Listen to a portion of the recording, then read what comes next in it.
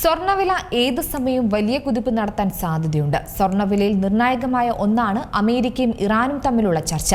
എന്നാൽ ഈ അവസ്ഥകൾക്കിടയിലും സ്വർണം വാങ്ങാൻ പദ്ധതിയിടുന്നവർക്ക് ഒരു സന്തോഷ വാർത്തയാണ് പുറത്തുവരുന്നത്. പവന് 70,000 രൂപയിൽ എത്തി നിൽക്കാൻ സാധ്യതയുണ്ടെന്നാണ് പുതിയ റിപ്പോർട്ടുകൾ. സ്വർണ്ണവിലയിൽ ആശങ്കയാണോ ആശ്വാസമാണോ എന്ന് പലപ്പോഴും മനസ്സിലാകുന്നില്ല. കാരണം അത്തരത്തിലാണ് സ്വർണ്ണവിലയിൽ മാറ്റങ്ങൾ തുടരുന്നത്. കഴിഞ്ഞ ദിവസം സ്വർണ്ണ വിപണിയിൽ 2 തവണയാണ് സ്വർണ്ണ നിരക്കുകളിൽ വർധനവുണ്ടായത്. ഇറാനും യുഎസും തമ്മിൽ പശ്ചിമേഷ്യയിൽ നിലനിൽക്കുന്ന സംഘർഷം അയവില്ലാതെ തുടരുന്ന പശ്ചാത്തലത്തിൽ യുദ്ധസാധ്യത വർദ്ധിക്കുന്നുവെന്നതാണ് ഇപ്പോൾ നിലനിൽക്കുന്ന ആശങ്ക.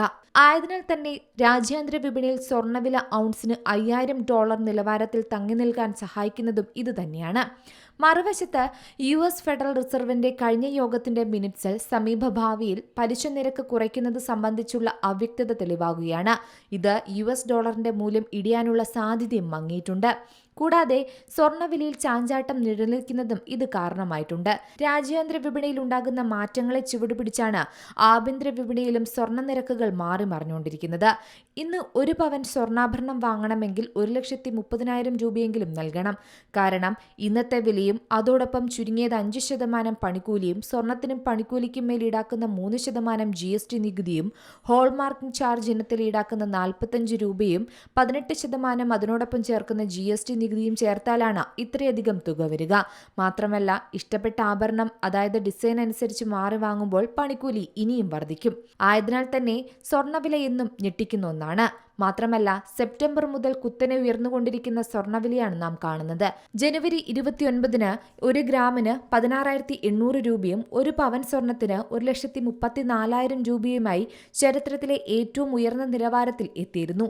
എന്നാൽ തൊട്ടടുത്ത ദിവസം ജനുവരി 30-ന് വില 10%-ലധികം ഇടിഞ്ഞു.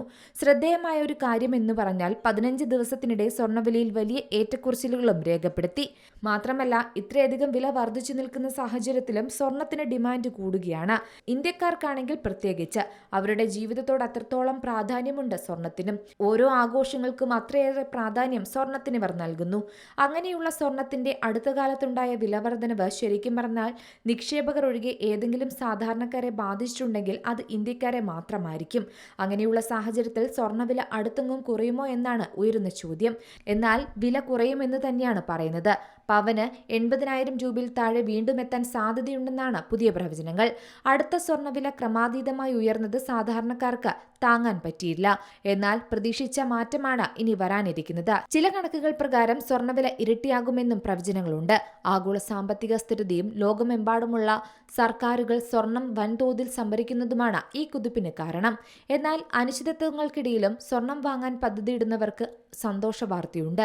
1 പവന് 70,000 രൂപയിൽ സ്വർണ്ണവില എത്തി നിൽക്കാൻ സാധ്യതയുണ്ട്. 22 ക്യാരറ്റ് സ്വർണത്തിന്റെ വിലയാണ് ഇങ്ങനെ എത്തുക. അങ്ങനെയെങ്കിൽ നിങ്ങൾക്ക് ആഘോഷിക്കാം.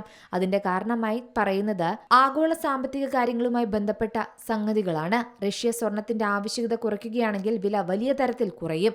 ഈ സാഹചര്യത്തിൽ ഇന്ത്യയിൽ 1 പവൻ സ്വർണത്തിന്റെ വില 70,000 രൂപയ്ക്കും 80,000 രൂപയ്ക്കും ഇടയിലാകുമെന്ന് തന്നെയാണ് കണക്കുകൂട്ടൽ. Business desk Zee Malayalam news. ഏറ്റവും പുതിയ വാർത്തകളും വിശേഷങ്ങളും വിരൽത്തുമ്പിലറിയാൻ സീ മലയാളം ന്യൂസ് എല്ലാ ഡിജിറ്റൽ പ്ലാറ്റ്ഫോമുകളിലും ലഭ്യം.